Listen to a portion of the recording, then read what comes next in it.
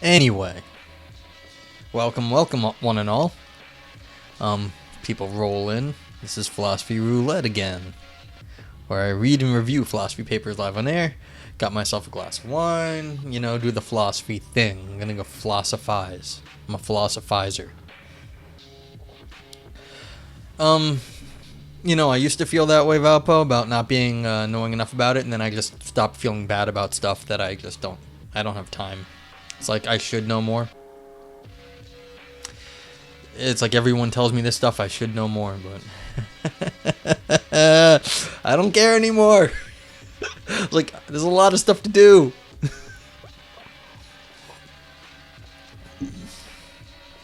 So yeah.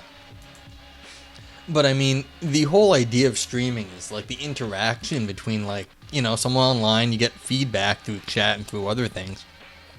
And the music is really important to that, and we haven't quite figured out how the current music industry and the online interaction, we've never really, by definition, we've had all sorts of trouble, starting with Napster back in the day. So no one actually knows how this sort of thing actually works. Or how it should work in the future, I should say. We know how it works now, which is badly. But yeah. Alright. Cryonics, what's up? I'm going to drop I don't know if you guys can hear it, but I'm going to drop the audio.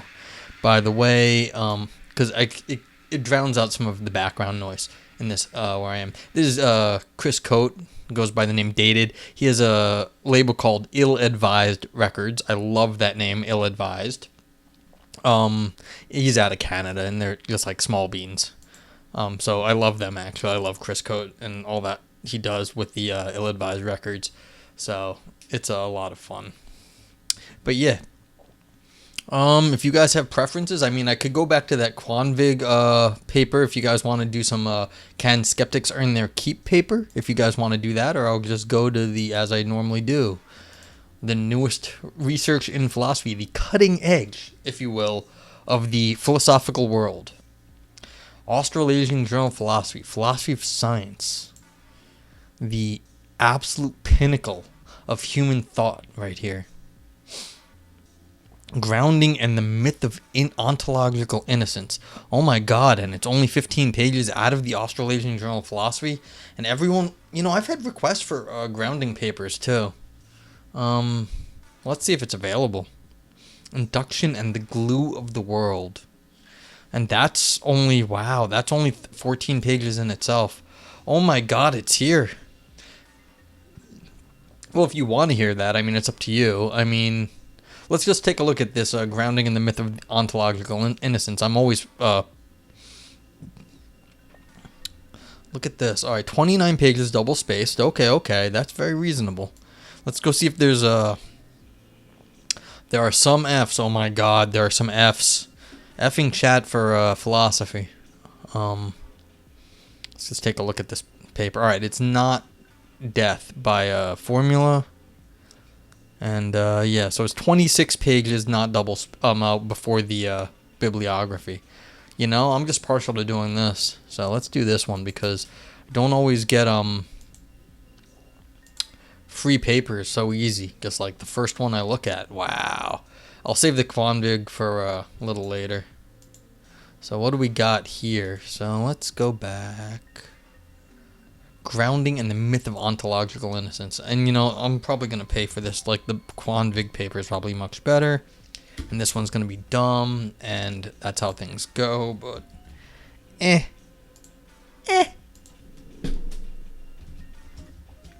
Here's the link. As always, if you come late, you can type !paper in chat and go away. And then the link will pop back up. So, cool. So, what am I doing?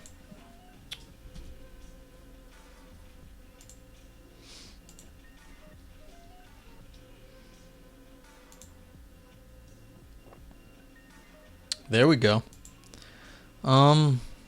Seems almost like I could zoom in on this even. Alright. It's just, yeah. Maybe we'll get to the Quanvig. I don't feel like doing skepticism because that's one of those other things. Am I angry at skeptics anymore? I don't think I'm angry at skeptics anymore.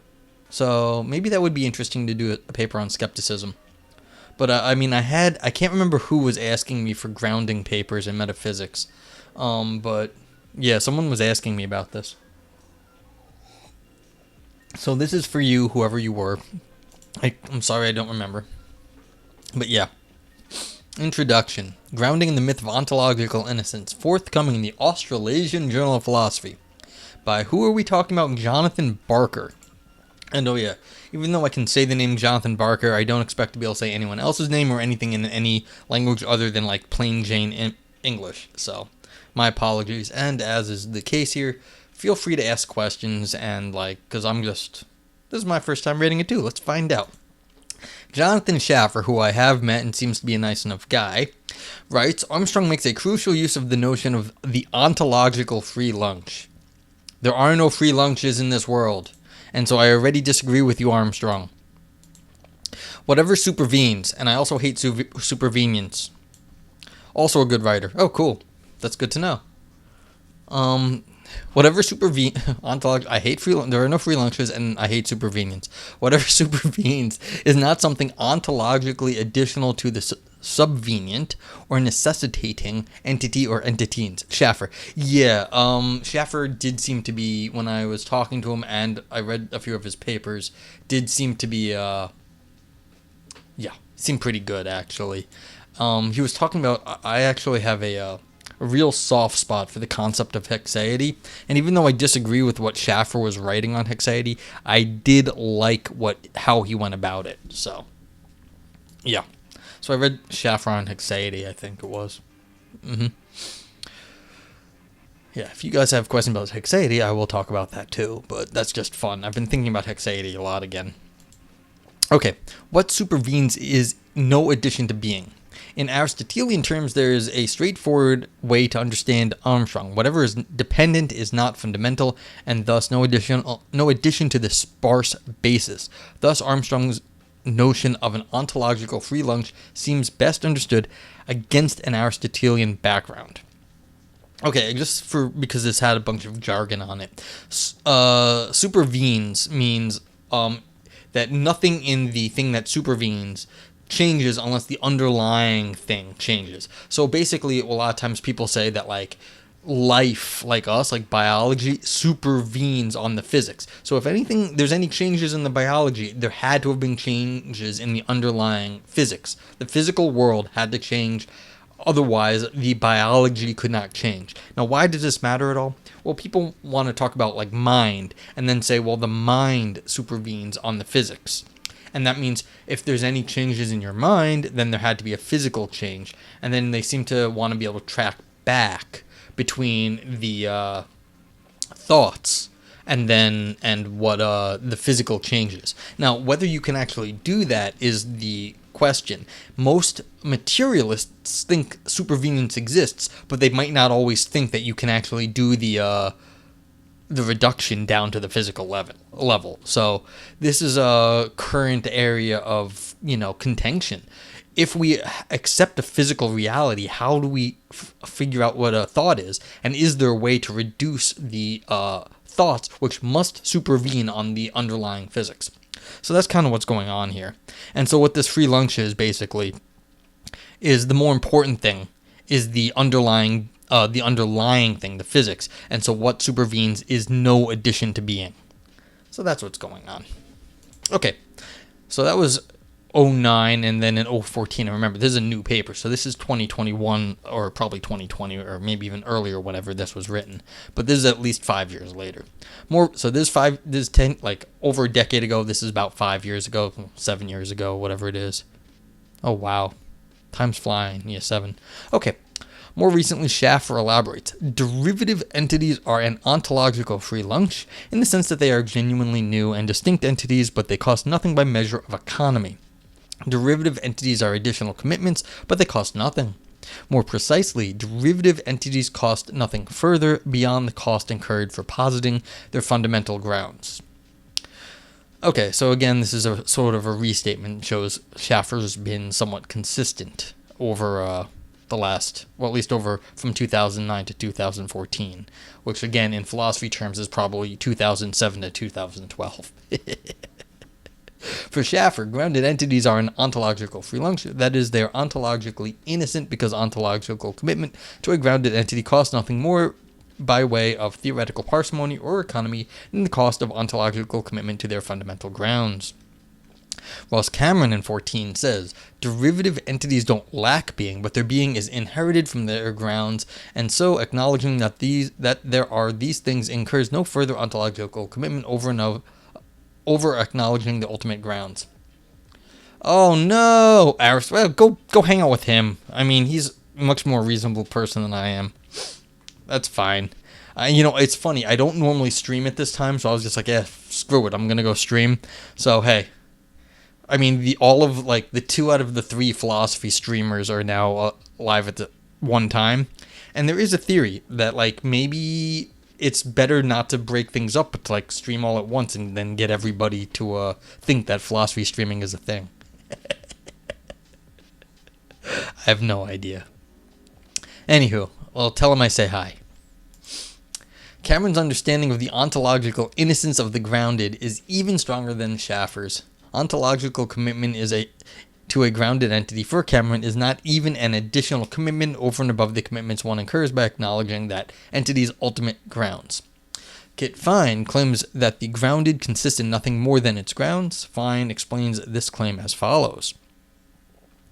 All that is properly implied by the statement of metaphysical ground itself is that there is no stricter or fuller account of that in virtue of which the ground holds. If there is a gap between the grounds and what is grounded, then it is not an explanatory gap.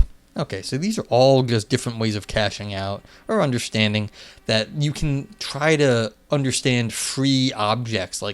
If you make something up like a thought, but you're saying, but I'm really a materialist, you seem to get the thoughts for free as long as you just maintain that they're somehow built out of the small pieces. So for Fine, that grounded consists in nothing more than its grounds. So how is it consisting in it, but it's nothing more, but it's somehow consisting, is a matter of there being no explanatory gap between the grounds and the grounded. Suppose that X exists and Y exists, and consider the conjunctive fact that X and Y exist. The conjunctive fact that X and Y exist is partially grounded in the fact that X exists, but that conjunctive fact is fully grounded in 2 facts taken together, the fact that X exists and the fact that Y exists. Presumably, Schaffer, Cameron, and Fine are not claiming that grounded entities are ontologically innocent relative to their mere partial grounds alone. Instead, I take them to agree that grounded entities are ontologically innocent relative to their full grounds. Okay, yeah, so if you start breaking things up, I guess you can say, look, partial grounds, how do you understand a partial ground? Well, the fact that X exists. But if you're doing X and Y, you want to say X and Y exist and they're grounded in the fact that both X and Y exist, but you're not saying it's partial grounded, only in X existing. And that seems a little excessive to talk about partially grounded things. But anyway, I don't know why this rings of, a referee complained about this fact, and so they were like, fine, I'll throw in a paragraph. I don't actually know what this gets them in terms of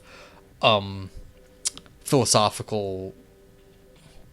What's the point here? But this is just knocking out an objection, I guess, ahead of time. Yeah, it rings of being a complaint that you just have to bite the bullet, add a sentence, and move on. Thus, the author takes Schaffer, Cameron, and Fine, along with many other defenders of grounding, including Bennett, Inman, and Jenkins, to endorse the following thesis: the ontological innocence thesis, OIT. Necessarily, for any X and Y, if X is fully grounded in Y, then X is ontologically innocent relative to Y. And there's people who disagree in this footnote down here. I don't know if you can see that. Most of OIT's defenders, with Fine as a notable exception, assume that entities of various ontological categories, for example, particulars, worldly facts, etc., can be the relata of grounding. My formulation of OIT makes the same assumption, so does the central argument of this paper. Okay, so you can have there's a lot of grounding. Just means in a relating function, a grounding relation. This paper's main conclusion is that OIT is false. My argument is a reductio. Here is its first premise: OIT is true. And remember, OIT is the ontological innocence thesis. that necessarily for any x and y, if x is fully grounded in y, then x is ontologically innocent relative to y. Alright. The notion of ground mates, two or more numerically distinct grounded entities, share at least one of their full grounds, plays a key role in the rest of my argument. I shall argue that if oit is true, then there are ground mates, section 2 and 3. However, I will also argue that oit is true only if there are no ground mates, sections 3 and 5. Excuse me. Thus, so I shall conclude, oit entails a contradiction, therefore oit is false. Okay. Moreover, in seeing why oit is false, we will be left with three surprising options. Either there are fundamental facts about grounded entities, in which case the orthodox purity constraint on fundamental reality is false, or else one of two versions of flat worldism, according to which everything is fundamental, is true. So this paper's second conclusion is that once advocates of metaphysical grounding have discarded oit, they are in for yet another surprise. Well, that's interesting. Because, look, if you're going to say that all the options are terrible, or just really weird, or somehow unusual, then maybe the people who believe oit, the ontological innocence thesis, will just double down and say, maybe the accepting of ground mates is what we need to reject, and that all these other things are much worse. So, you have to think of how people are going to avoid what you say. And if you're saying that everything is ridiculous, maybe then they're just going to throw out something up here in your argument, even if it seems somewhat painful. That's what happens. So you got to think about that.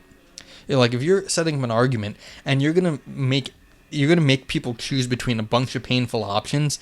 Whenever I do this, people just find some random thing they claim that I'm holding in the beginning and then say it's ridiculous. And it's like, I didn't claim that. I didn't say that and I didn't claim that. But that's what people do. So you have to realize they're going to find some premise of yours to find false. Now, clearly this is published work. And so the reviewers did not find that. But that's okay. Maybe you got some sympathetic reviewers, which is fine. But that's generally the strategy. Alright, section 2, permissivism. Consider the following three propositions. Entity E exists. If the set E exists, then E is fully grounded in entity E, the set E exists. What? Okay, let's see what they make of this, because accepting set theory off the bat, that's cool, but you have to realize set theory has its own assumptions to begin with, and it's not always so great. Or it just means it's not so innocent on its own. Suppose you accept A and B, so an entity exists, and if the set E exists, then E is fully grounded in the entity E. And you also endorse oit. And suppose you infer from A, B, and oit that if E exists, then E is ontologically innocent relative to the entity E. Then regardless of which account of ontological innocence you choose, you have no good parsimony-based reason not to accept C as well. So yeah, if you think E exists something, and then therefore the set of E exists, then you've just got a straight up modus ponens to C. For example, suppose you accept Cameron's account. Then you believe that no ontological commitment you would incur by postulating the set of E would be a distinct additional commitment over and above however many commitments you have already incurred by postulating the entity E. Indeed, the commitments you would incur by postulating the set of E just are one or more of the very commitments you already have. Again, you are assuming a lot of set theory to be able to just take a random thing and make a set out of it, but a lot of people accept set theory, so that's fine. Or suppose you accept Schaffer's account. Then you believe the cost of whatever ontological commitments you would incur by postulating the set of E would be no addition to the total theoretical cost of whatever commitments you have already incurred and paid for by postulating the entity E. Indeed, the price of the commitments you would incur by postulating the set of E just is the price you have already been charged for postulating E. And set theory, of course. Yeah, if you have to talk about this, you have to incur set theory. Finally, suppose you accept Fein's account. Then you believe that if the set of E exists, then there is no explanatory gap between the set of E and entity E. Plausibly, there is no explanatory gap between one entity and another, only if every fact about the former is ultimately metaphysically explicable in terms of the facts exclusively about the latter. Alright, I already find this funky. Because they're making no reference to what I'm making in that the set of E, the set, like, bracket, E, bracket, that's a set. What does set mean? Like, really? Like, what is this? It's a mathematical construction of, like, it's a class, a grouping that you can logically understand or mathematically understand. There are things that are not sets, like, say, Russell's set, where you're saying the set of all things that are not included in the set. And then you get yourself Russell's paradox. So you're saying that it exists already, which is fine. This is how people get out of Russell's paradox. But my point is that because you need to do this in the way you do this, you have to exclude Russell's paradox. Making something a set is not an innocent thing. And that's why, okay, since you say that the thing exists, but saying the set exists is not innocent. And I find it odd that someone who clearly understands this sort of stuff is using the language of set theory, does not realize or is not emphasizing that there is assumptions that go along with bringing in set theory. I mean, yeah. I guess maybe they're assuming, actually, what they're doing is that they're saying that you actually... Wait, is this no clicky? Okay, yeah. A set, maybe they're assuming right here, fully grounded, that you're just assuming set theory. But it seems very sort of dubious to me that someone is just like, that thing is fully grounded in that thing. Because set theory is a big deal. So it just seems like sneaking in stuff right there to me. I mean, yeah, sneaky. Sneaky. Okay. Alright. Continuing, and please ask questions. Thus, given Fein's account, you can infer that if the set of E exists, then every fact about the set of E is ultimately metaphysically explicable in terms of facts about the entity E. You already believe that entity E exists, so you can infer that if the set of E exists, then there are no brute facts whatsoever about the set of E. Indeed, once you accept A, B, and the ontological innocence thesis, then you do not have any other sort of reason not to accept C. For you already believe that entity E exists. As a result, you have a good reason not to accept C only if you can identify some difference between entity E and the set of E that justifies your inclusion of the former, but not the latter in your ontology. In other words, you must identify an ontologically significant difference between E and the set of E. However, if there were an ontologically significant difference between E and the set of E... Hey, DeMarshall, what's up? What's up? We're reading something on grounding. Someone kept asking me about grounding. I think maybe on another stream or somewhere. But I was like, hey, a grounding paper on the metaphysics. So it's good to see you too. Glad you're here, DeMarshall. But I was like, hey, there was a first paper I found was on grounding and metaphysics. And since someone had been asking me about it... Yeah.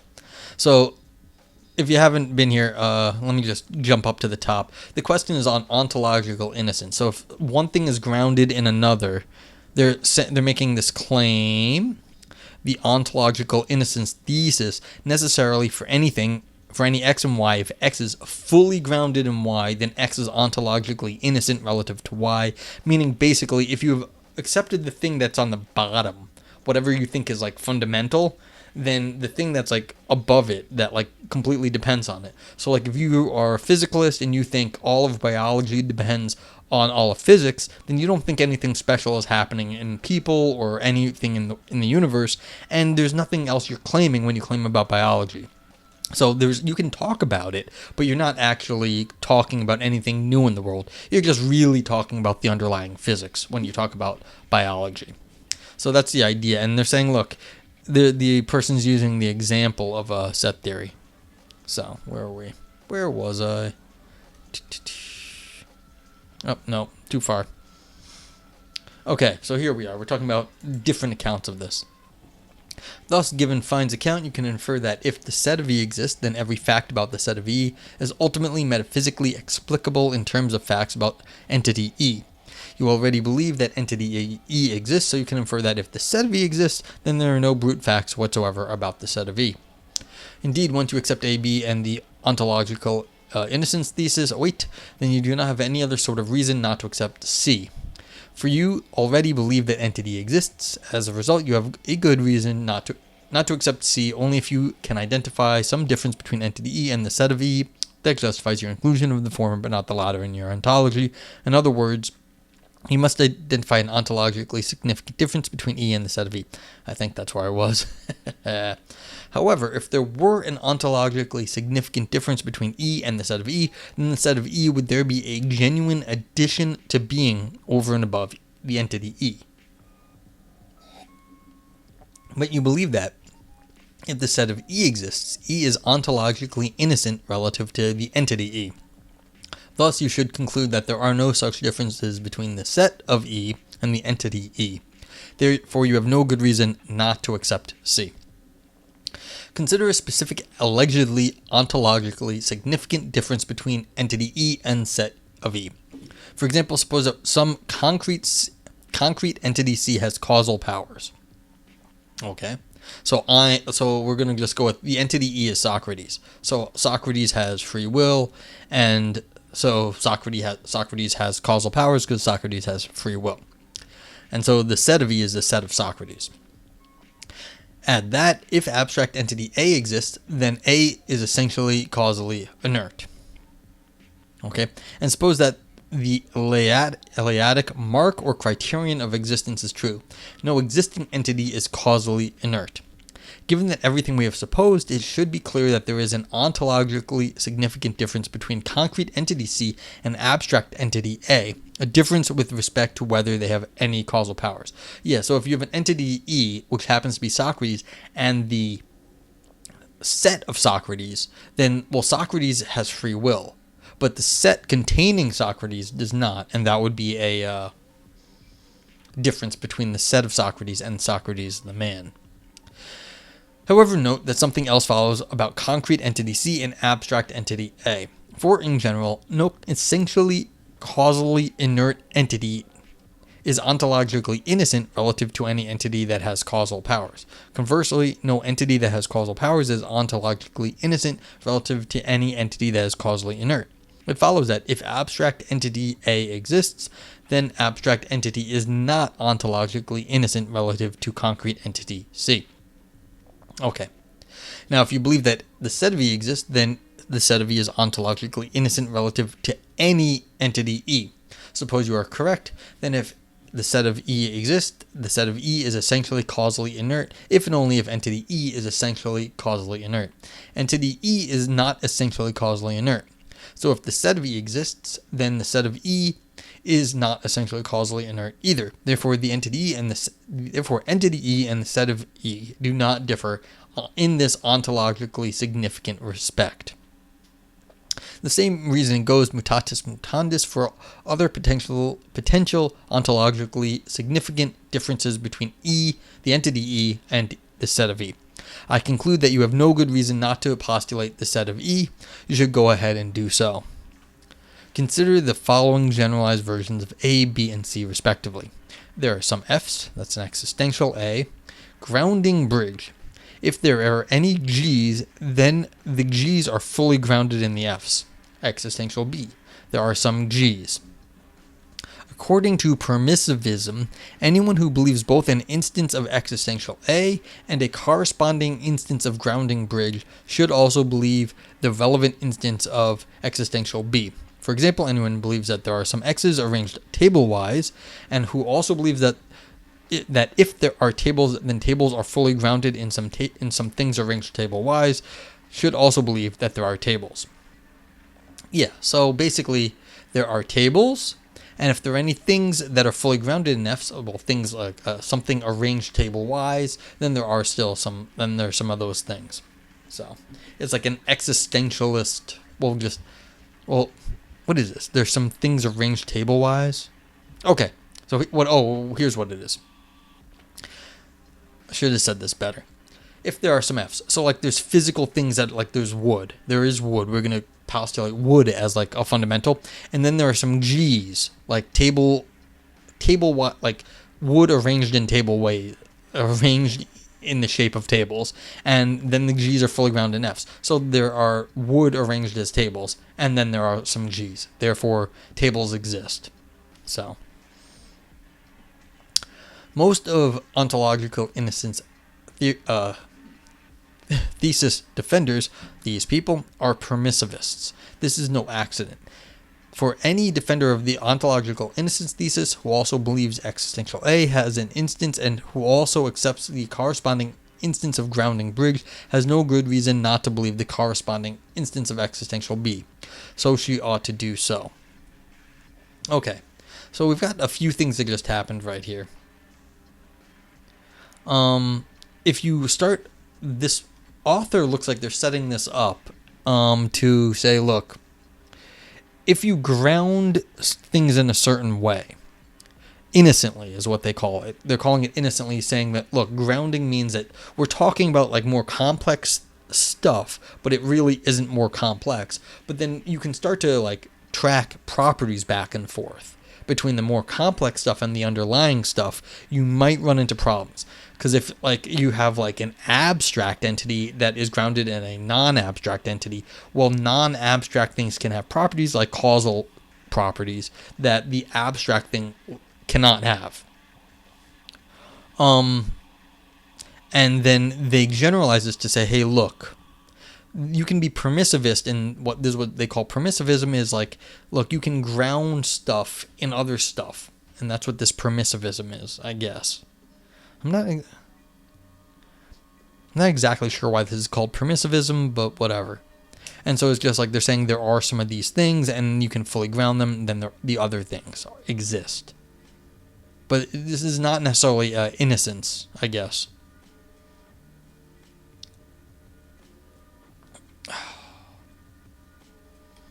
Okay, so we'll see. Let's see what happens. Yeah, I know this is kind of abstract, actually, is why grounding's an odd topic, because it's talking about these different sorts of entities. You've got like concrete entities like Socrates, and then the set that includes Socrates. But yeah. And then you're talking about how do we track causality between the two. But let's see what the author keeps going and says. Property fixing. Hey Evan, how are you doing? Welcome to the stream. I'm doing better today than I was, but like things are a mess. But I'm doing all right. I'm working on some more Minesweeper updates. Just got back to working on Minesweeper, so hopefully we'll have auto Minesweeper matching, which will be fun. But yeah, I just started really thinking about that again. You know, designing games is very hard. The causal maxim. There you go. Yeah, it should be good, Evan. I'm excited for it too. But we're reading something on grounding right here, so this is kind of fun. I mean, this is like, this is like the heady stuff. Like, we're just talking about stuff. Yeah, I'll get to the second, third, etc. afterwards. It's actually kind of like complicated, but I'll get to it. It's just that I have to like, it's easy when you just end the game because someone wins, but when you have to like hold stuff in sort of like stasis for people that have already played, it gets complicated. So yeah, but I'll do that. That's fine. Yeah, I'm not worried about it. But I know that this is like real abstract, sort of like, this is the abstract philosophy that like philosophers get all like, oh, they like this stuff. That doesn't always mean it's like the best philosophy, but this is what like philosophers think real philosophizing in, or like this is what academia thinks good philosophy. This is what good philosophy is. I'm not like hating on it or anything. It's fine philosophy. It's just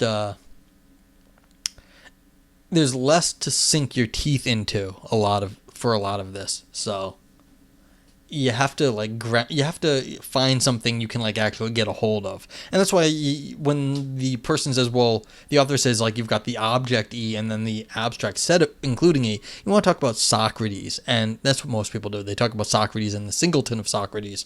So you've got E is a person, Socrates, and then you've got the set containing the person. But once you do that, you start to realize, what is a set that contains a person? That requires a lot of sort of abstract theorizing. So, alright. But hey, alright. But I appreciate you guys being here, and if anyone has questions, please let me know. But, like, this is all just, like, it's just a little bit of fun for me. Property fixing. Consider the following thesis. Property fixing thesis. Piffed. Puffed. Pffed. If some entity X has some qualitative property F, and X is fully grounded in some entity Y, and Y has qualitative properties G1 to Gn, then necessarily for any entity Z, if Z is fully grounded in Y, and Y has G1 to Gn, then Z is F. What? This is like, really? Is that really the case? Isn't this just a Frege's mistake? Whereas, like, if F is like if f of g is equal to g of f of x equal to g of x, then this might be, yeah, this is like, this worries me off the top of my head. If any other analytic philosophers are out there watching, I don't think there are, but I think this is just Frege's rule 5.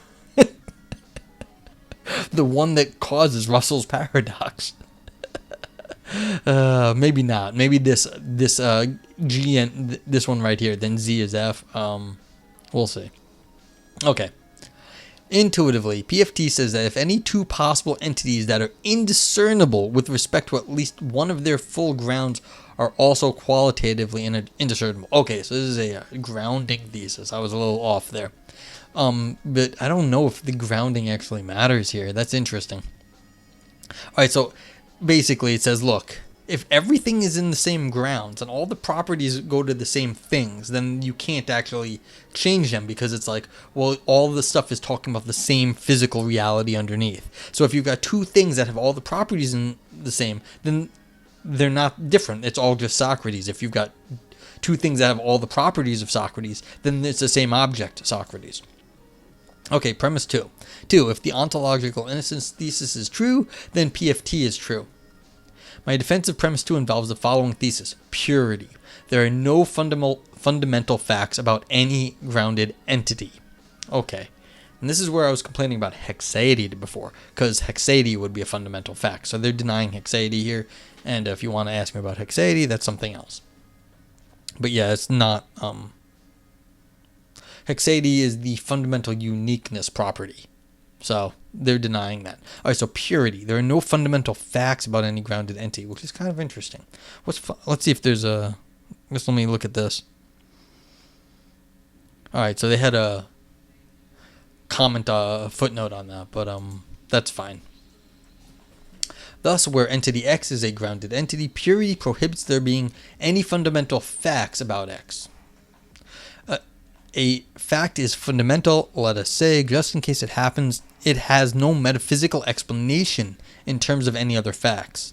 For example, a fundamental fact cannot be metaphysically reduced to any other fact or facts, nor does a fundamental fact have a real definition in terms of other facts, nor are they metaphysically grounded in any other facts, and so on.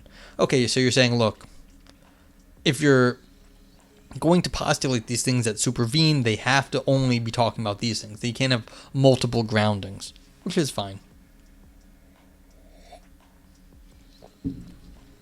Alright, so they're going to defend these two conditionals. If PFT is false, then purity is false. If purity is false, then the OIT is false. Alright, purity, there are no fundamental facts about grounded entities, and then the ontological innocence thesis is false, and PFT was property fixing. So that means if you have some qualitative property that's grounded in the same stuff, then it's the same object. You can't have any special qualities that exist outside of their outside of their grounded properties, which would be some sort of like physical, like the underlying physics. All right, so 2.1 and 2.2 together imply a third conditional. If PFT is false, then OIT is false. 2.3 is just premise 2's contrapositive, sure. So once I have defended 2.1 and 2.2, I will have thereby defended the truth of premise 2. Here's my defense of 2.1. Begin by assuming that PFT is false. So this is a property fixing thesis, that there is some property that is a qualitative property that is outside of grounding, that you can get outside of like tracking it back to its underlying like physical basis. So the author says, that is, assume there is some arbitrary grounded entity X that has a qualitative property F that X is fully grounded in some entity Y, and that Y has qualitative properties G1 to Gn, and that the following is nevertheless possible. Entity Y exists, Y has qualitative properties G1 to Gn, Y fully grounds some entity Z, and yet grounded entity Z is not F. So it has exactly the same properties, but it's not the same thing. Now, the fact that grounded entity X is F is either a fundamental fact, or else it is metaphysically explained in terms of some other facts. If grounded entity X's being F is fundamental, then there is at least one fundamental fact about grounded entity X. Therefore, purity is false. Yeah. So this just means that you've got something that would be independent of the grounding. That's what they're calling a fundamental fact. They're just like, there's some other thing that is going on that is separate from the grounding. Otherwise, all the stuff is grounded in the underlying stuff. All the properties go back to the same underlying properties. If all the properties go back to the same underlying properties, then the two objects have to be equal, or the same thing. But if there's something like hexaity, a uniqueness principle that is fundamental to those objects, then you can still separate them, but the hexaity would not be grounded in the underlying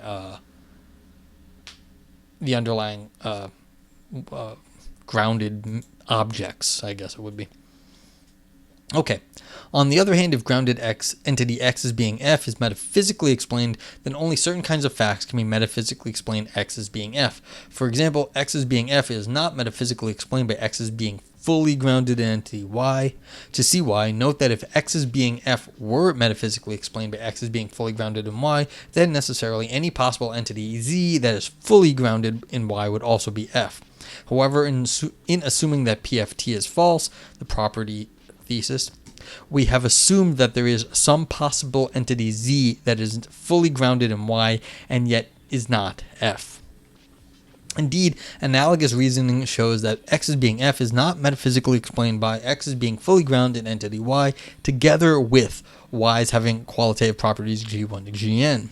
After all, we have assumed that possibly there is some entity Z such that Z is not F, and yet Z is fully grounded in Y, and Y has the same qualitative properties, G1 to Gn. Here is the more general lesson about what kind of facts can and cannot metaphysically explain grounded entity X as being F. Let us say that if grounded entity X has some property phi that possible entity Z lacks, then grounded entity X as being phi is a Z individuating fact about grounded entity X, or a fact P is a Z individuating fact about grounded entity X. P is metaphysically explained by some collection of facts, delta only if delta are also Z individuating facts about grounded entity X. Equivalently, Z individuating facts can only be metaphysically explained by other Z individuating facts. Okay. Yeah. I know that, this is the sort of stuff you get here. It just makes me laugh. Basically, a Z individuating fact, something that individuates, which would be the property of hexaity, as I brought up. Yeah. So basically, you have to throw something extra in. That's what you're doing. Grounded entity X as being F is a Z individuating fact about X, while grounded entity X is being fully grounded in Y is not. That is why the latter cannot serve to metaphysically explain the former. But perhaps there is some other Z individuating fact or facts about grounded entity X that can serve to metaphysically explain X as being F. For example, suppose that grounded entity X has the kind membership property of being a set, but that possible entity Z is not a set. Then perhaps grounded entity X's being F is metaphysically explained by X's being a set. So I guess if you could say, look, we're calling that thing a set, and that's why that thing has set properties, but even though we're calling it a set, it's grounded in this thing, but now that we're talking about it like being a set, it has the set properties. Of course, grounded entity X as being a set itself is either fundamental fact or else it is metaphysically explained. If the former, then purity is false. If the latter, there must be some further Z individuating facts that metaphysically explain the fact that grounded entity X is a set. For example, perhaps a specific building fact about grounded entity X, etc. The fact that X has, for example, the fact that X has members is both Z individuating and metaphysically explains X as being a set. So yeah, so you're using some other theory, so like building facts, I guess they're calling it Bennett on building facts, to call this set somehow a little different, and then you've got some sort of metaphysical explanation about that, or purity is false, because then again, you're losing the groundingness. Okay. Of course, as X's having members is itself either fundamentally or metaphysically explained by some still further Z individuating facts about grounded entity X, and so on for each subsequent Z individuating fact. Wow, this person's going whole hog on this argument. They're just like going all in on this. All right, so we're going to keep arguing in this vein to basically say, look, even if you start to do this, you're not going to get out of this. Either it's grounded or it ain't. And if you have some Z individuating fact, some other fact, it's no matter how much you try, you're either gonna have to claim it's grounded or it ain't grounded. That's the way grounding works. It's sort of, unless you're gonna go into some grounded and not grounded or self-grounded theory, basically you're not gonna get out. And so basically, that's all. Those are the only two options. I don't know why this is a complicated argument, but they're doing all the details here. But basically, that's what it comes down to. So the author is going to be like, here's another way of saying it. Now let series S be the complete collection of every Z individuating fact about grounded entity X, beginning with the fact that X is F. Series S is either finite in length or series S is infinitely long. Either way, purity is false. This is what it is, because purity is a all or nothing theory. It's a true or false. So either you're gonna get it or you don't get it, and this is just the way these things are set up. They're excluded middle. You're not getting both. But here's the argument. Continuing. To see this, first suppose that series S is finite in length. Then there is a final Z individuating fact about grounded entity X, P, such that P ultimately metaphysically explains every other Z individuating fact in series S. Metaphysical explanation is asymmetric, thus P is itself not metaphysically explained by any other fact in series S. However, series S contains every Z individuating fact about grounded entity X, so P is not metaphysically explained by any other Z individuating fact about grounded entity X, so P is not metaphysically explained by any facts at all, thus P is fundamental, purity is false. Basically what these people are doing is they take the conjunction of all, like you just take all the stuff, and you're saying, well, all the stuff is not grounded in any one of the things, you just have to have all of it all at once, but then it's not explained by any fact that you were talking about before, and therefore it's not grounded, and you have something that is ungrounded, and purity is false. Okay. Suppose instead that there are infinitely many facts in a series S, that is, that series S is an infinitely descending chain of metaphysical explanations, such that for any Z individuating fact P in series S, there are some other Z individuating facts in series S that metaphysically explain P. It is turtles all the way down. Following Dixon, I shall assume that metaphysical explanation is well-founded in the following weak sense. Well-founded. Every non-fundamental fact P is ultimately metaphysically explained by some fundamental fact delta. As Dixon points out, well-foundedness is well-founded, yeah. Unlike stronger formulations, WF, unlike stronger formulations of well-foundedness, is compatible with infinitely descending chains of metaphysical explanation. As a result, in assuming the truth of WF, I am not thereby making the more controversial assumption that every chain of ground or metaphysical explanation must eventually terminate. Each of the infinitely many Z infinitely many Z individuating facts in series S facts by hypothesis is metaphysically explained by another non-fundamental Z individuating fact in series S. Given WF, however, each of these infinitely many Z individuating facts must also ultimately metaphysically explained by some fundamental fact or facts. Now, Z individuating facts about grounded entity X can only be metaphysically explained by other Z individuating facts. So, the fundamental facts that metaphysically explain each of the infinitely many Z individuating facts in series S must itself be a Z individuating fact about grounded entity X. Thus, there is at least one fundamental Z individuating fact about grounded entity X. So, there is at least one fundamental fact about grounded entity X. Purity is false. That is a huge amount of argumentation just to get back to the medieval thesis that if you are going to explain things, either you can't explain things of the same type. You can't use things of the same type to explain other things. So that means, look, if you give some bullshit explanation and someone calls you out on it, you can't give more bullshit. That's what an infinitely descending chain is. According to the medievals, they're like, no, you have to have something of a different property. I don't want to hear more of your bullshit. I want to hear something of a different kind. You can't explain things until you get in infinite chains, unless the thing that is doing the explaining is of a different type.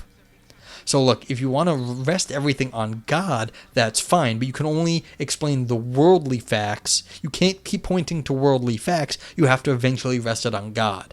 That's what you can do. So if you want to say, well, why does this happen? Well, you go, well, the thing before it happened. Well, that's just another worldly fact. Why did that thing happen? Well, then you get another worldly fact. And you can always track that back to the beginning of the universe, but what then are you saying about the beginning of the universe? Well, what caused the beginning of the universe? God did, in the medieval sense and even in the ancient sense. So you can't actually explain things by infinite chains because they don't make sense in the end. You have to talk about something else. So this was a very long argument here. They spent a whole page just to go back to the medieval claim that you have to go to something else, one fundamental fact about grounded entity X if you have an infinite chain. Sorry, rant over right there. I've got some nice red wine. It's going to go bad very soon, so it's almost there, but it's still pretty good, so I'm feeling good. As per usual, please ask me questions about this, but these are the metaphysical games that get played. The old theories were good theories many times. It's just they get updated, and that's what this is. This is an updated argument of the medieval claim that you need something of a different kind to ground chains, to ground a chain of facts. Okay.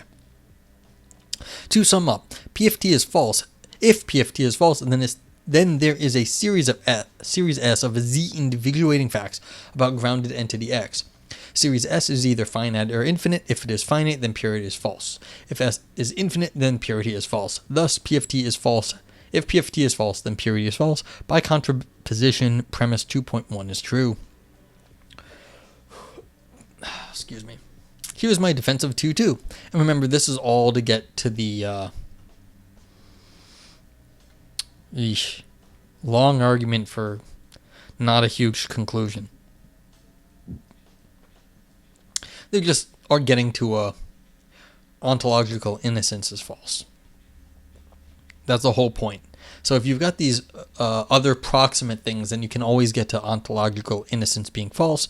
And we've got these arguments that these things called purity and other stuff is false. Okay. Well, that they lead to the ontological innocence being false.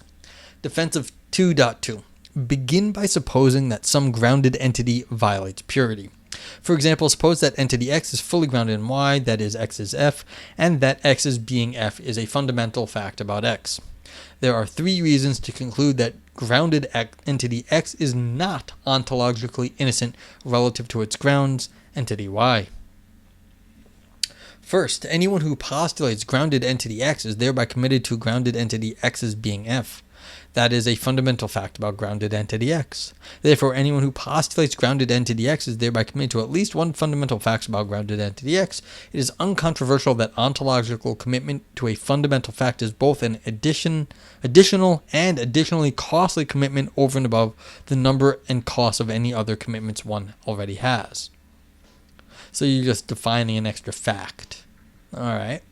So in this case, commitment to the fundamental fact that X is F, both an additional and additionally costly commitment over and above the number and cost of commitments incurred by postulating X is putative full grounds entity Y.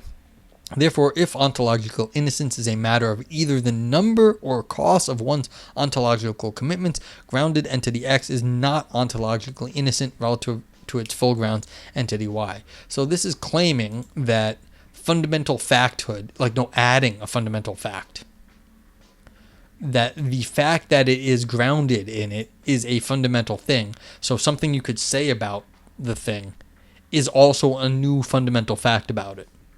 So saying something is fundamental is a new fundamental fact. And then you've added something. Okay. Second, if there is a fundamental that is metaphysically inexplicable fact about something, some entity X, then there is an explanatory gap between that entity and every other entity.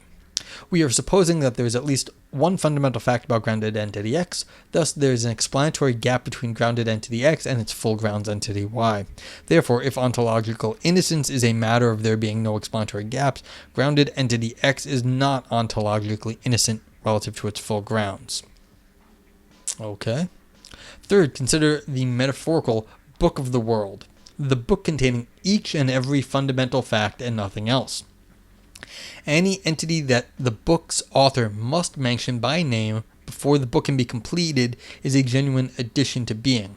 The ontological innocent entities, by contrast, are those entities the book's author need not mention by name to finish her work.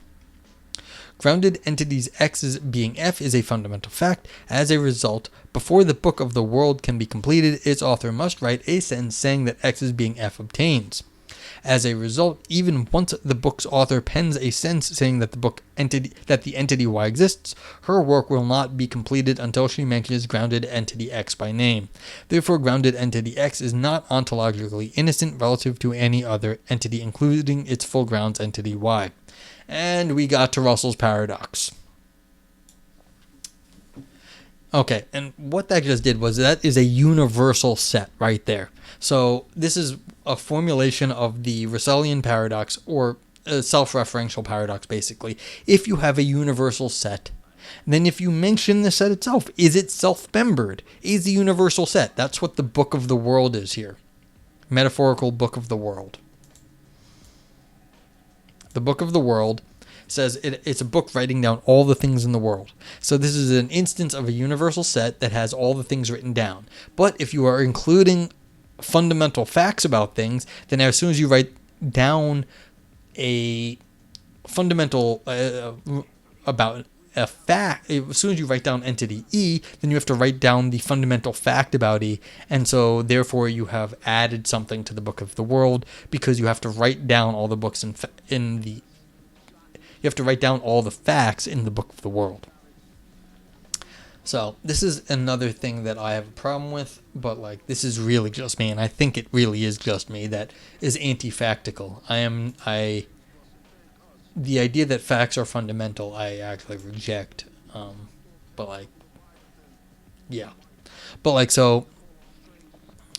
I'm anti-factical, which is a different problem. But yeah, so this is, again, we've gotten to ourselves to a universal set, the book of the world, in the sense of grounding, where you actually have facts written down. So it's not like a set, but it's a written account of the world, but it has everything.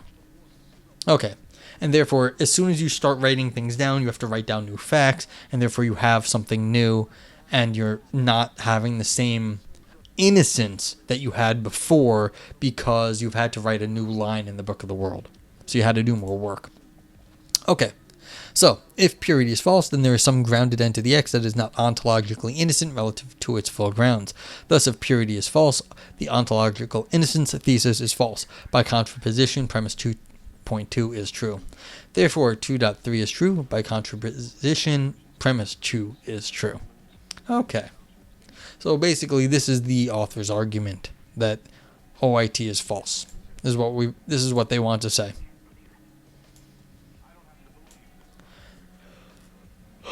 Alrighty. Alright, ground mates. Let's see what's going on here. I don't know.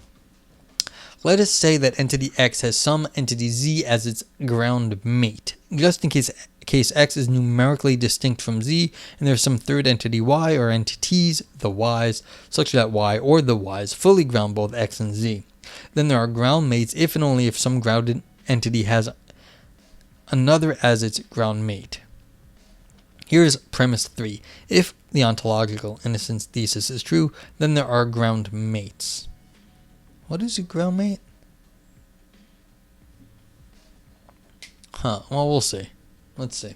I shall offer 3 defenses of premise 3, each of which relies in part on section 2's conclusion that defenders of the ontological innocence thesis should be permissivists about grounded entities. 4.1 Sets. If there are sets, then sets are fully grounded in the individuals that are their members. Again, why are we accepting set theory naively? I don't know. That claim is relatively uncontroversial among grounding's defenders. Fair enough. Like, if people just take it for... If the people who this author is talking about accept it, then it's cool. I don't happen to think it's innocent, but if everyone else does, that's fine. Indeed, the alleged grounding of sets in their members is a paradigm case of metaphysical grounding. Alright, so if all these people think it, then fine. Then all these people may be wrong. See, this is why, and for all those people watching this is what you have to do in philosophy. It's not enough to just make a point. You have to show that other people are wrong. And the more important and fancy the people are that are wrong, the better you have done in some sense. These are all important people. Like Fine, Schaffer, Correa, and Schneider, and Kozlicki. These are all I don't know if they're all important. Actually, I don't know who Kozlicki is. Probably super important, but I don't know. But I know that these other people are. So maybe this is just a friend they want to include with the cool people. That's fine by me. I mean, no, it's not I was going to say maybe they included themselves. Because that'd be a fun thing to do too, is include your previous self with all the cool people you think are cool. I don't know, but in some sense you have to show that people that are established believe some of these things, because it's not enough to have a cool idea. You have to show that your idea is cool and that people disagree about it, or else the philosophical establishment doesn't care. Because why would anyone think about some weird ideas? Even if they're cool ideas, but why would they think about it? You have to show that people actually care about these ideas. Which is a little bit weird if you think about it in terms of philosophy, but it's still remember, what counts as philosophy is what is imagined in the minds of journal editors and these people and reviewers. And so what counts as philosophy is what important philosophers say. And so that's how you this is an important thing right here. This is what I'm saying. Self-critiquing me, got it. So yeah, there's nothing against doing this, DeMarshall, but you have to understand, these are fancy, these are these are big names. Some of these are big names. I know Fine and Schaffer are. I've heard Correa and Schneider, so maybe they're getting bigger. But Fine and Schaffer are big, as far as I understand it. And I think I've seen Kozlicki before, but I don't remember. That's the thing. But I think I've seen Correa and Schneider. And so, but this is the thing. When you talk about when you're doing academic philosophy, it's an academic discipline. You're talking about other academics. I mean, even Aristotle, where he worked, was the academy. That's what it was called, Plato's Academy. So I was anywho, alright, continuing. I like your Santa emote. That's a good idea. Those are all contemporary. Yeah, well, this is contemporary philosophy. That's what it is.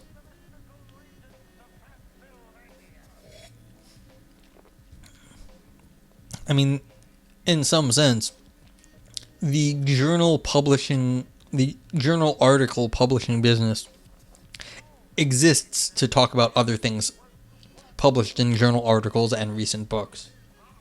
You can, of course, do research into like history and stuff and classical stuff, but you're still talking about contemporary issues in journal articles. That's kind of what it does, for better or worse. I mean, it's fine. If you want to go like do some sort of like thing where you're thinking about historical stuff and modern stuff, you know, you're going to be in the book range then. You're not going to be publishing it in a journal article. You're going to be doing more wide-ranging work, and you're probably going to be better served to do it in a book. And you can see that in continental philosophy, is that a lot of times you write books because you're doing a more wide-ranging survey of like literature, and the space in a journal article is not a... Yeah, well, Kit Fine, Jonathan Schaffer, these are all like contemporary people I know. Correa and Schneider, I've seen their name around, and I don't know Kozlicki, as I said, but like, yeah. But you can see these are people who are well-published philosophers in like major journals. Okay, suppose you believe that if there are sets, then sets are fully grounded in their members. Assume you also believe that Socrates exists. This is what I was talking about. Socrates is often used as these examples. You then infer that this set containing Socrates exists. Excuse me. And Socrates is full. The set of containing Socrates, that is the singleton Socrates in the lingo, is fully grounded in Socrates. Add that you accept the ontological innocence thesis. Finally, suppose you infer from the ontological innocence thesis and your other beliefs that if the singleton Socrates exists, then the singleton Socrates is ontologically innocent relative to Socrates. That is, the set that only contains Socrates is ontologically innocent relative to Socrates. You already believe Socrates exists, and you believe that if the singleton Socrates exists, then the set containing Socrates is ontologically innocent relative to Socrates. As a result, you have no good reason not to believe in the set containing Socrates. Therefore, you should go ahead and postulate the set containing Socrates. Okay, now consider the set containing Socrates, singleton set, the set of the set containing Socrates. You believe that if there are sets, then they are fully grounded in their members. You accept the ontological innocence thesis. So you should infer that if the set containing Socrates exists, then the set containing Socrates is ontologically innocent relative to the set containing Socrates, which you already believe exists. As a result, you have no good reason to withhold belief in the set containing Socrates. Therefore, you should postulate the set containing Socrates. And now we're getting the next level theory, next meta theory up. You should believe that Socrates, the set containing Socrates, and the set that contains Socrates all exist. Moreover, since you believe that the sets would be fully grounded in their members if they existed, you should believe that the set containing Socrates is fully grounded in the set containing Socrates, and that the set containing Socrates is fully grounded in Socrates. Fully grounding is transitive, so you should also believe that the set containing Socrates is also fully grounded in Socrates. And we're getting to drinking game levels of stuff. Of course, the set containing Socrates and the set containing Socrates are numerically distinct. After all, the set containing Socrates has the qualitative property of having a human member, and the set containing Socrates has no human members. That is, thus, you should believe that the set containing Socrates and the set containing Socrates are numerically distinct entities, that they share at least one of their full grounds, namely Socrates. In other words, you should believe that they are ground mates. Okay, that's what it is. Okay, I didn't understand exactly what ground mates were. So you're having things of multiple levels that all collapse down to the same underlying thing. I didn't quite get that earlier. The above reasoning generalizes in obvious ways. Any defender of the ontological innocence thesis who thinks that such would be fully grounded in their members if they existed, and who already believes in some individuals of the X's, should believe that there is an infinite hierarchy of numerically distinct singleton sets, the set containing the X's, the set containing the set containing the X's, the set containing the set of the X's, and so on ad infinitum. Each set in the hierarchy shares at least one full ground, namely the X's, with every other set in the hierarchy.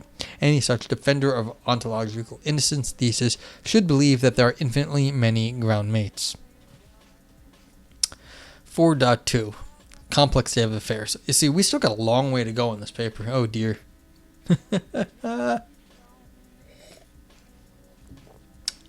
My second defense of premise 3 targets the defenders of the ontological innocence thesis who believe in worldly facts, that is, Armstrongian state of affairs or Russellian properties. Henceforth, let a fact be an entity that is built up out of particulars, properties, and logical connectives. Fact. For example, B ball is blue. Well, ball God, I'm losing it already. Ball B is blue is a worldly fact that has ball B and the property of being blue as constituents. Okay. I mean, again, I'm not a fact. I deny facticity of the world, so this is, again, something I find strange that people do. But let's just assume it for the course of this paper that you can do this. That facts are worldly things. Why would they be? Higher level states of affairs such as the set containing ball B is blue and dogs bark are built up via logical connectives. Or is this a logical statement? What is this? Are built up via logical connectives from lower level facts such as ball B is blue and dogs bark. So is this a proposition? Maybe it is. Moreover, if there are any higher level facts, then they are fully grounded in lower level facts. Indeed, this is another paradigm case of grounding. All right, so we're grounding facts in other facts. All right, fine. For example, here is Gideon Rosen on the grounding of disjunctive facts.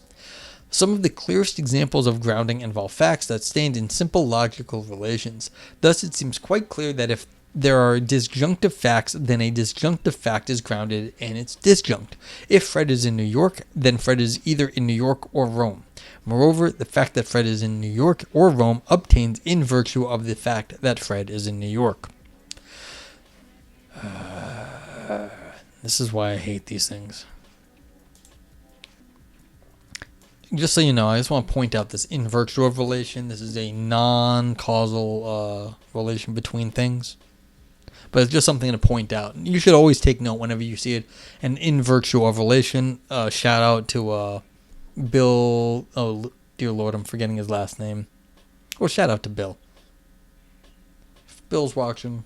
He was harping on the in virtue of relation years before anyone else was. So, someone I went to school with. Suppose you already believe in the worldly fact Fred is in New York exists. Suppose you also believe that if the higher level disjunctive fact Fred is in New York or Fred is in Rome exists, then it is fully grounded in Fred is in New York. No, the truth is fully grounded in Fred is New York.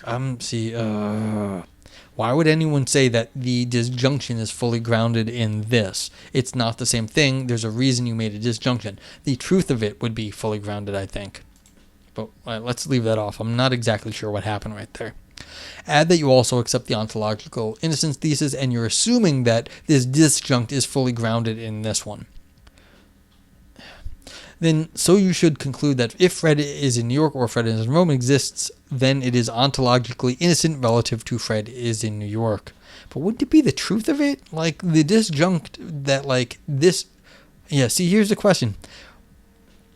If Fred is in New York, or you say, like, the moon is made of green cheese, or something, like, completely ludicrous, there's something in the logic there that is weird. Like, you're saying, like, Fred is in New York, or Christianity, in the absolute literal fact of the Bible, is true. And then you're saying that statement is, like, sensical. You're like, well, did all the miracles happen exactly as it, and all the laws of God that we sort of, like, think are kind of weird, like, in the exactly way that things happen in the Bible? Like, is that the case? But, like, you can add anything here. Not that Fred is in Rome. This is a very strategic thing about Fred that makes this seem very reasonable. But a disjunct with, like, an unreasonable... a disjunction with an unreasonable disjunct sounds very different than this one here, which sounds very sort of normal. So that makes it sound a lot more innocent than it might actually be. But this is why I'm harping on the difference of a truth versus the groundedness. I'm not entirely sure what the groundedness is here. Are you talking about logic? Like, can that you accept that you can just do addition and logic, just add an or a statement to you can just add anything to a true fact and have a true statement.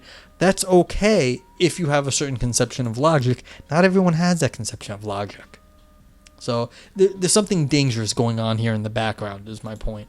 That what kind of logic and what kind of rules of logic you accept matter. And so the fact that people accept this doesn't make it ontologically innocent, but that's not like, people don't always go into that. And so you have to be careful with what you're just adding on to things that you already assume to be true. So one thing is if Fred is in New York, well, I'm in New York. So let's just with I'm in New York. And then you could say any terrible thing, any weird thing, any terrible thing, or I'm in New York, which happens to be true at the moment. Is that terrible, weird thing ontologically innocent? Maybe on certain concepts of logic, but not all of them. So this is what's dangerous about this stuff. Since you already believe that Nogur Zero is in New York, you have no good reason not to go ahead and postulate the disjunctive fact Nogur Zero is in New York, or Jesus is the Lord. Let's go with that one. Like, make it like really, really, really contentious for anyone who's not like Christian. Like, that makes it a whole lot big difference. Like, it makes a difference. All right, let's not do that. Fred is in New York or Fred is in Rome. So you should do so. Of course, the same line of reasoning, mutatis mutandis, should lead you to postulate a mighty host of other such disjunctive facts, including Fred is in New York, Fred is in Paris, and Fred is in New York or Fred is in London, and Fred is in New York or Fred is in Seoul, and so on. Lots of facts about Fred. Each of these high-level disjunctive facts has different constituents, so each of them is numerically distinct from one another. Yet, like Fred is in New York or Fred is in Rome, each of these numerically distinct disjunctive facts is fully grounded in Fred is in New York. Fully grounded. Therefore, you should believe that the original disjunctive fact, Fred is in New York or Fred is in Rome, has infinitely many groundmates. Yeah. So you can always add, but this is a point of logic, that you can always add any disjunct to a true fact. Addition. The above form of reasoning should also lead you, mutatis mutandis, to postulate other kinds of higher level facts, and thus other kinds of ground mates. For example, suppose you believe that C is crimson exists. What does C is crimson exist mean? The letter C is like red? What? Whatever. Facts about the instantiation of determinable properties like the property of being red or being colored are fully grounded in the facts about the instantiation of their determinants. Thus, if C is red and C is colored exist, then they are both fully grounded in C is crimson. You accept the ontological innocence thesis. Thus, you should go ahead and postulate both C is red and X is colored, numerically distinct higher level facts, both fully grounded in C is crimson. More ground mates. Okay, so this is another version of things that are logically dependent on an underlying fact. So if it's crimson, then it's also colored and it's also red, and it's all grounded in the same fact. But like, this is not, these seem to be different concepts. So this is just a very, this is a contemporary example. And I kind of like the determinate, determinable talk. It's pretty good distinction as far as these things go. So, but it is just very contemporary philosophy distinction. You should also postulate ground mates involving but in the terms of the writing, like, I like to make comments on the writing here. I mean, this is just sort of like virtue signaling. I apologize to the author. This is beating up on poor Jonathan Barker here. This is nothing against Jonathan Barker. It's just what you have to do when you're doing this kind of writing. It's sort of to use this example nowadays, just like, I've read the literature. I know what I'm talking about. So this is virtue signaling, in my opinion. This also serves Jonathan Barker's purpose, the author's purpose. So there's nothing against it. I just find it, in terms of contemporary writing, like I said, in terms of journal articles, you have to, I think people appreciate it, or at least editors or whatever, that you're on top of the literature and people use these examples nowadays. Continuing. You should also postulate ground mates involving existentially quantified facts and ground mate pairs involving doubly negated facts. Okay, and of course all these types of higher level facts can be mixed and matched in various ways to reveal still more kinds of ground mates. More generally, you should believe that any higher level fact is at least one other higher level fact, a disjunctive fact, an extinctly quantified, a doubly negated fact, etc., as its groundmate. So basically, what this last paragraph says, look, whatever logic you're using, there is going to be an arbitrary function that you can always do in that logic. You can either add two negations in front of it, or you can add a disjunction, or you can add a empty quantifier in front of it, and then that will be a numerically distinct thing that is a little bit more abstracted away, but you can always add another one. These are features of like basically any logic. I don't know of any logic that doesn't, maybe there's something, maybe there's a logic, something like a relevance logic that requires everything you do be relevant. But yeah, but they're saying, look, if you look at the logic, then you're going to have free reign to do arbitrary stuff. And if you are allowing the ontological innocence to range over logical facts, then you're going to have numerically distinct logical formulas that all are grounded in the same logical fact. Like the idea that all tautologically equivalent things are all going to be grounded in the same fact. Now here's a question then.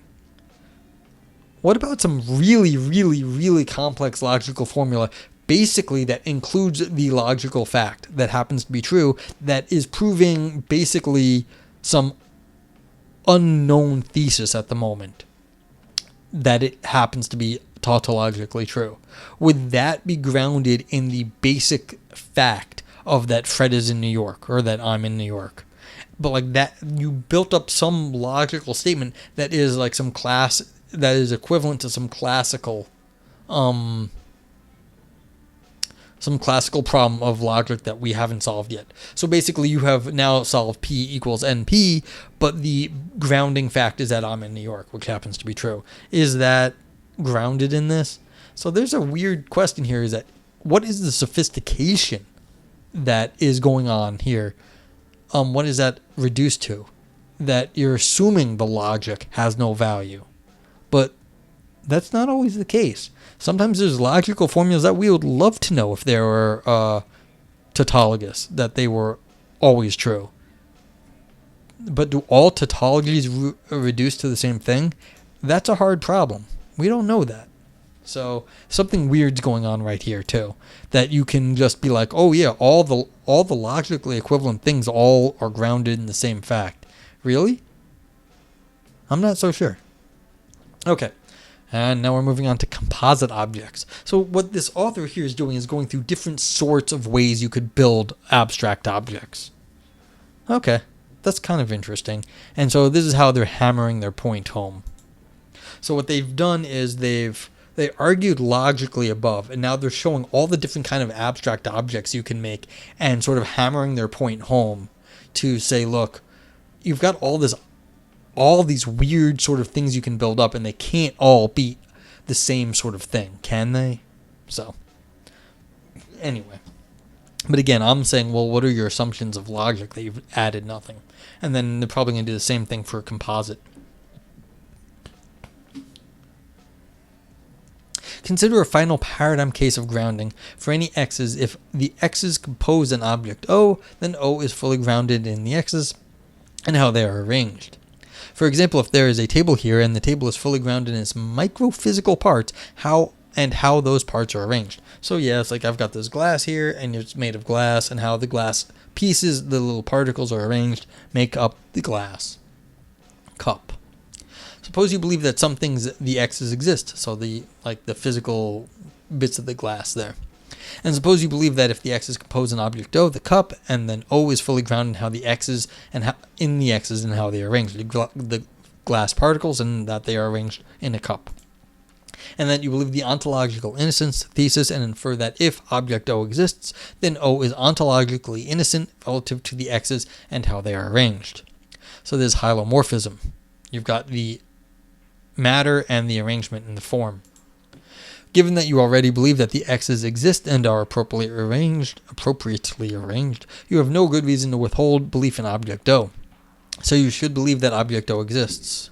This cup of wine, while the wine is gone, it exists.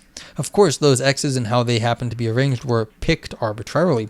For any y's whatsoever and how they happen to be arranged, you should believe that there is an object composed of those y's. In other words, you should believe that composition is unrestricted. Holomorphism, you can form matter. However you do it, you get an object. Moreover, for every object O you postulate, the ontological innocence thesis should lead you to postulate another numerically distinct object O star, with which O mereologically coincides. To see this, suppose you believe in some particles, the z's, and that they are arranged table-wise. Suppose you also believe that those very z's are simultaneously arranged hunk of wood-wise. What the heck is this? Okay, so we've got a table, and they're arranged in multiple ways, like tabley and hunk of woody. Okay.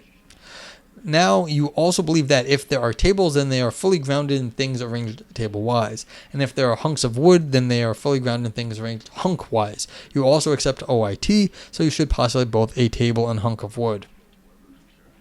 Indeed, you should also postulate an inside table, an object that is also composed of those same z's, but that cannot survive being brought outside.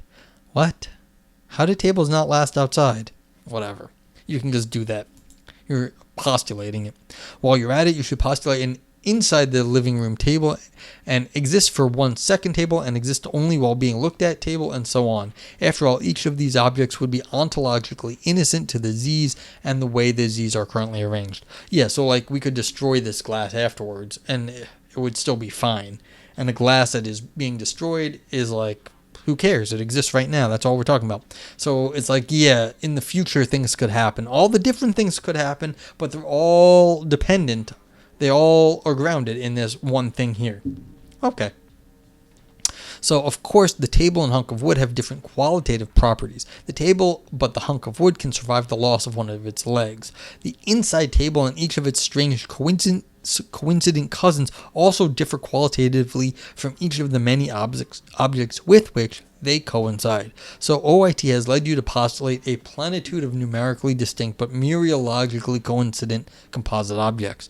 So we're just slicing up the world in a different way here. Not logically, but mereologically. Mereologically means you can slice up the object conceptually into different parts as parts go, which is tables can be made of you can slice things up table-wise, or you can slice them up hunk of wood-wise, I guess you could call it. More importantly, note that the z's at least partially ground the table, the hunk of wood, the inside table, the exist for 1 second table, and so on respectively. Sure, it is not the case that for every one of these coincident objects K, there is some unique multigrade relation R holding among the z's, such that the z's being R serves as a unique full ground for the K object, or at least no advocate of OIT should postulate each of these unique multigrade relations. Yeah, I mean, if everything is grounded in the physical object, in the microphysical particles, it's all grounded in the physics. So anything you come up with is all basically goes back to the physics. All right, to see this, note that the z's are microphysical particles. Go back to the physics. That's what it is. Electrons, protons, and whatnots. Presumably then, if there were a unique multigrade relation R corresponding to each kind of coincident object, each such relation would be either a unique fundamental relation or ultimately grounded in a unique fundamental relation. As a result, postulating any one of these coincident objects would require postulating an additional fundamental fact about the z's, namely that the z's bear the relevant fundamental relation to one another. However, given ontological innocence, commitment to a grounded entity is not accompanied by a new commitment to one or more fundamental facts. That is, you get down to the physics and that is it. There's no facts. Therefore, defenders of the ontological innocence thesis should accept that for at least two of the distinct coincident objects she has postulated, O and O star, there's some multigrade relation R such that the z's bearing R to one another fully grounds both O and O star. That is, the defender of the ontological innocence thesis should believe that O and O star are ground mates. Indeed, most principal defenders of the ontological innocence thesis should believe that every material object has many, many coincident ground mates. Okay, feel free to ask questions. I mean, this person is just hitting every single, well, not every single possibility, but like they're hitting a lot of just like the details here. We've got like about 5 pages to go. I mean, we'll get through it reasonably soon, but like, woo-wee, fun. This is what I know. Someone asked me for metaphysics and grounding. Like this is like just throwing you into the fire doing it this way. Innocence and ground mates. Here is the fourth premise. If PFT is true, then there are no ground mates. And so, of course, PFT was the thesis, if you recall, that basically, what was it? That if you have different properties, all the things that have the same properties have to have the same underlying. If they have the same underlying stuff, then they are identical. So if it has the same qualitative properties, then they're the same object. I will defend premise 4 as contrapositive. If there are ground mates, then PFT is false. We've seen 3 kinds of grounded entities with ground mates: sets, composite objects, and higher-level worldly facts. Any grounded entity of any of these 3 kinds and any of its ground mates will both violate PFT. As an illustration, consider the set containing Socrates and its ground mate, the set containing Socrates. The set containing Socrates has the following qualitative property, having a human member. Socrates is fully grounded in the set containing Socrates is fully grounded in Socrates the person. Socrates the person has various qualitative properties h1 to hn, like human property 1 to human property n. So PFT's antecedent is satisfied. Moreover, the set containing Socrates is also fully grounded in Socrates, and Socrates, being self-identical, has properties h1 to hn. Nevertheless, the set containing Socrates lacks the qualitative properties of having a human member, so PFT's consequent is violated. Therefore, PFT is false, because it has a different qualitative property, even though they are grounded in the same object, Socrates. More generally, every grounded entity with a ground mate qualitatively differs in some way from its ground mate. So every grounded entity with a ground mate violates PFT. Therefore, if there are ground mates, then PFT is false. By contraposition, premise 4 is true. I have now defended each of the substantive premises of the following reductio argument against the ontological innocence thesis. If oit is true, assume for reductio. That's 1. 2. If oit is true, then PFT, that's assuming all the objects have qualitative, the same qualitative properties if they have the same underlying things. So if oit is true, then PFT is true. If oit is true, then there are no ground mates. If PFT is true, there are no ground mates. Therefore, there are no ground mates for 1 and 3. Because you've got all these premises and no ground mates. Therefore, there are... So 5, if PFT is true, there is no ground mates. Therefore, there are ground mates. So, but you've assumed this for... Excuse me, I've screwed this up. OFT... If PFT, there are no ground mates. That was not, that was a premise. That's from above. But from 1 and 3, there are ground mates, and therefore there are no ground mates. 1, 2, and 4.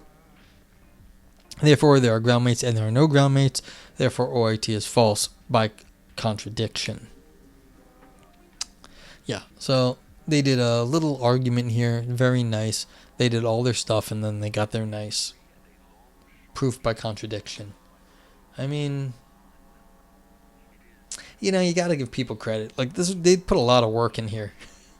This author put a lot of work in. They put a lot of work in. And then they were able to get themselves an 8-line proof. Like, that's nice. Like, it's just nice in terms of analytic philosophy that you've put all this time and effort in, and then you get yourself a nice little 8-line proof, and you can be like, hey, I proved something. Like, it's like, yay. In terms of, like, you know, you're an analytic philosopher, you want to like prove stuff and be like, I've done something. You'd be like, well, I worked all this time. There were 22 pages in here, and I got an 8-line proof. Like, that's nice. I mean, take it or leave. Like, I mean, I had some arguments against these premises and all this stuff, but like, you know, they did all the time, and they got the effort. Then they can like have their proof. Okay, continuing. And like I said, please ask questions. I know people have been in and out, but like, it's cool. Yeah, there's just the getting towards the conclusion now. 3 surprising options. That OIT is false all by itself tells us very little about the relation between grounded entity and its full grounds. Neither does OIT's falsity alone imply anything about which kinds of grounded entities there are. Indeed, perhaps there are no grounded entities whatsoever. Fortunately, the arguments of section 3, 4, and 5 leave us with only 3 options. Really? Why only 3? Okay. Consider the kinds of paradigmatically grounded entities we encountered in section 4. Sets, facts, and composite objects. And so there's like a trifecta right here of things that like analytic philosophers think are cool. But like why they think they're cool, whatever. But like this is just kind of what it is. But like yeah, these are dangerous things in my opinion. Like why would you actually use these as examples? Well, it's because the people who care use these as examples. But like these are dangerous stuff. Like loaded ideas. But anyway. So consider the kinds of paradigmatically this is the point. People use these. They're paradigmatically grounded entities. Okay, so option 1, entities of at least one of these 3 kinds exist and are grounded entities. Option 2, entities of at least one of these 3 kinds exist and are fundamental entities. Option 3, none of these kinds of entities exist. Each of these 3 options is surprising in its own way. Option 1 says that there are either grounded sets, grounded composites, grounded higher level facts, or all 3. That much is perfectly orthodox. However, option 1 does have a heterodox implication. Consider a familiar principle, purity. There are no fundamental facts about any grounded entity. Purity is popular among grounding's defenders. Indeed, acceptance of purity is so deeply entrenched that there is a veritable cottage industry devoted to one of purity's puzzling implications, namely that every fact about what grounds what is itself grounded. Yeah, so this is true. I've read papers on that every fact about what grounds what is grounded. However, if option 1 is true, then purity is false. That is, there are fundamental facts about a grounded entity. For if there are either grounded sets or grounded composite objects or grounded facts, then there are ground mates. Moreover, if there are ground mates, then PFT is false, and if PFT is false, then so is purity. Therefore, if option 1 is true, then purity is false. Indeed, the arguments of section 4 show that every grounded set, grounded composite object, or grounded higher level fact has at least one ground mate, thus every grounded entity of those 3 kinds violates purity. Moreover, sets, composite objects, and facts are 3 of the most paradigmatic cases of grounding, so if option 1 is true, violations of purity are not isolated to a few odd grounded entities, rather violations of purity are commonplace. Okay, so it's like basically everyone's got a problem, or a lot of people have a problem, if they take option 1. Recognition of the sheer ubiquity of fundamental facts about grounded entities ought to influence the methodology of non-fundamental metaphysics. As a case study, consider the so-called grounding problem for the statue of the lump of clay. The statue and the lump mereologically coincide and are situated in the same surroundings. Nevertheless, they have different sortilish properties. The grounding problem concludes that the statue and the lump's sortilish differences must be metaphysically inexplicable, fundamental, or brute. And just so anyone who's watching doesn't know, you can all right, this is no longer a glass, this is a statue. And it's not, so you've got a statue, but it's also a lump of glass or a lump of clay. And so the statue and the lump mereologically coincide. So you're calling it not just a statue, but it's a lump of something also. And so they coincide, they're situated in the same surroundings. But yeah, so then if you've got like all these different sort of facts and the grounding problem, then you've got differences must be metaphysically inexplicable, fundamental, or brute. So then you're going to have like weird facts about the things that are different. Okay. Many philosophers take the grounding problem's conclusion all by itself as a reason to deny that the state exists, or to deny that the lump exists, or both. So these philosophers assume there cannot be brute or fundamental sortilish facts about such entities as a statue and the lump of clay. For surely the qualitative facts about the composite material objects are ultimately grounded in the facts about physical properties of interrelations among their microphysical parts. However, if option 1 is true, then the statue and the lump of clay are ground mates. Moreover, if option 1 is true, then there are brute facts about every kind of groundmate pair, including set groundmates, fact groundmates, and so on. Thus, defenders of the grounding problem must articulate why the alleged brute sortalish facts about the statue and the lump render those objects uniquely objectionable. Yeah, so if now all of a sudden you've got a whole bunch of facts about why the glass and the cup and the lump of glass are different, then you're going to have to start explaining these things. More generally, if option 1 is true, then there are mere facts that some metaphysical theory implies that there are brute or fundamental facts about entities at reality's non-fundamental levels is not all by itself an objection to that theory. Bruteness-based objections to such theories must also draw a principal distinction between more objectionable brute facts and less objectionable brute facts. In future work, I plan to develop exactly such a distinction. Okay, so this person is going to be like, all right, we've got different levels of distinction that we're making here, and therefore we're going to have different kinds of arguments against objects. Okay, fine. Wait to see that paper. Option 2 says that either sets, higher level facts, composite objects, or all three types of entities exist, but that no entity of any of these types is grounded. So option 2 implies that entities of these three types are all fundamental. However, sets, higher level facts, and composite material objects are paradigm cases of grounded entities. Surely if anything is grounded, one or more of these types of entities is.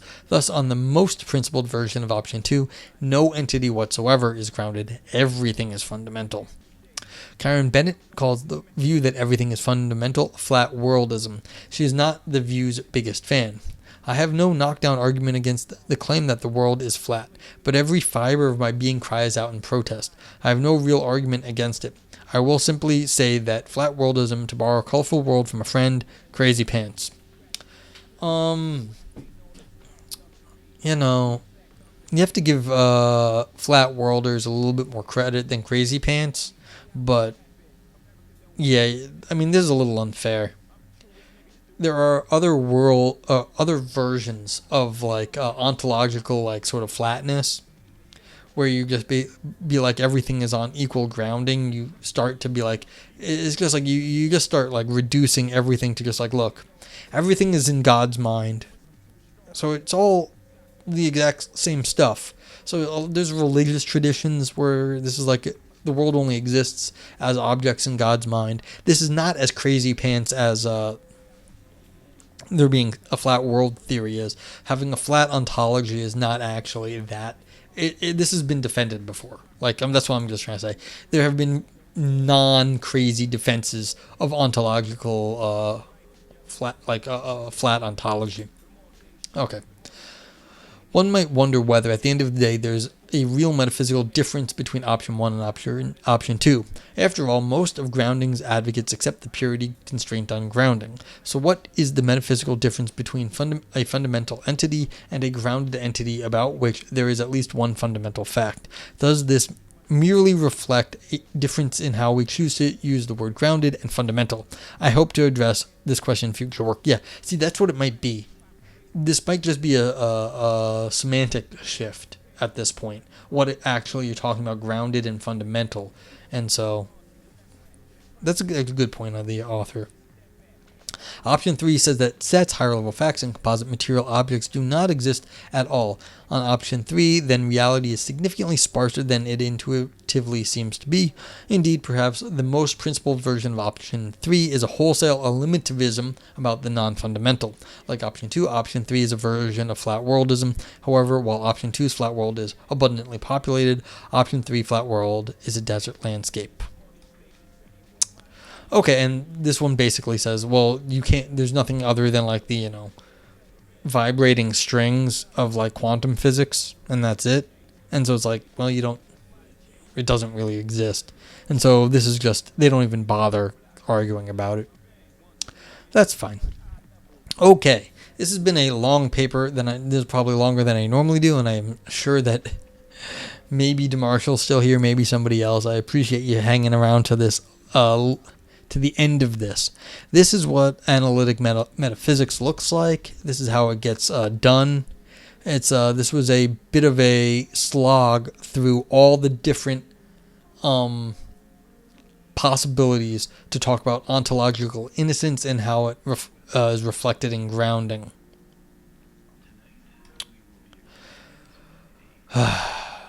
Now, here's the issue. I am not an expert in this area. I don't know if the positions attributed to these authors is fair. It probably is. The author took a lot of time to show, as it shows up here, like different, like a lot of quotes, a lot of references to all these things.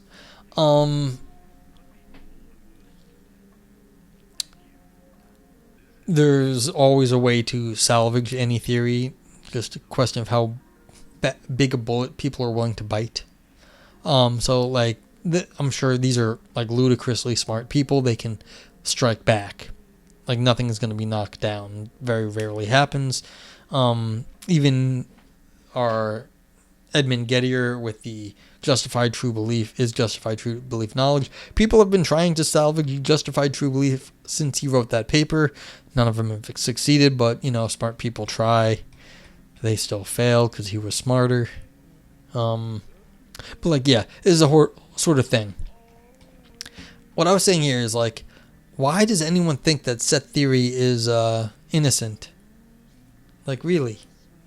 Like, if you're going to start off just from, like, entity E exists. All right, Socrates exists, and we're going to accept that. And you don't even have to make it Socrates. You can be like, my mom exists. Like, she does.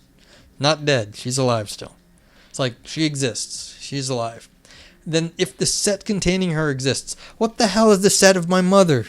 I don't understand that. Like, I understand the concept in some abstract sense, but does existence mean the same thing at that point? Or are we talking about mathematical existence? What is mathematical existence? So it's like, I don't think any of this is innocent.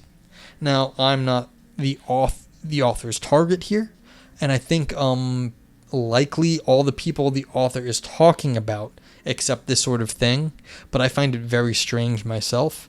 But like, the author took pains to go through and show all the different ways that the folks that believe this sort of stuff might be like this 3 surprising options, the ways the author think they might their opponents might come back and respond to them and show that they're all sort of weird results. So the weird results are just like, okay, fine. But you have to have believed this stuff in the way that the author says. Crazy pants. I mean, these are hand wavy. Like, really saying what is wrong with flat ontology, flat worldism, not as easy. I mean, you can just hand wave and call it crazy, but like, not as easy as you might try. As always, if you actually try to argue the metaphysics of it, not so easy. But I mean, it's fair, because the people who are arguing for groundedness do not want to defend flat worldism.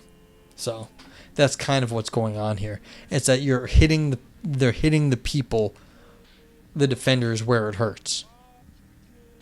Because if they're backed into a flat ontology, a flat worldism, that's not what those sort of people want to do.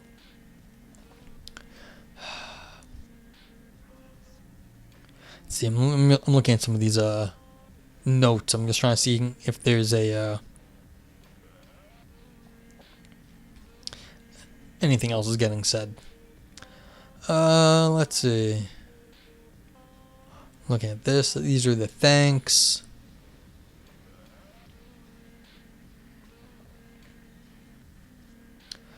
Yeah.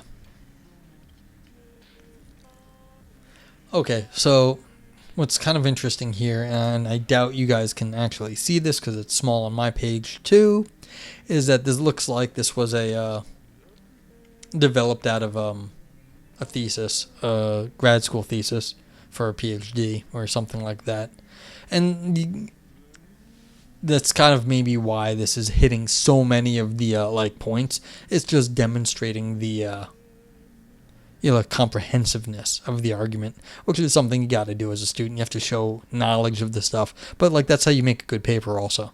So it's just kind of, it might be, not that it actually has anything to do with the paper, it has to do with the sort of a genealogical fallacy that this has anything to do with anything, but it's interesting in how this paper may have been constructed, was that it was, the thesis advisor kind of was going over this stuff and showed how you have to, you don't give people a way out. You go through all the reasonable, or what they would consider reasonable ways out, and that's how you make sure that you get your point across, is that you don't give them an easy out.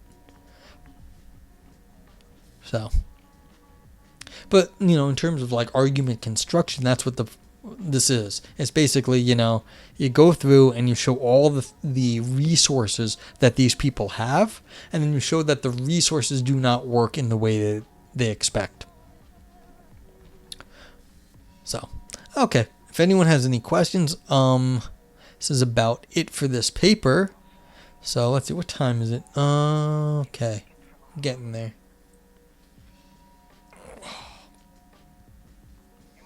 Let me know. I can maybe I'll come back in a few minutes or not, but like this is it for this paper. So thanks for watching, and I'll be back soon.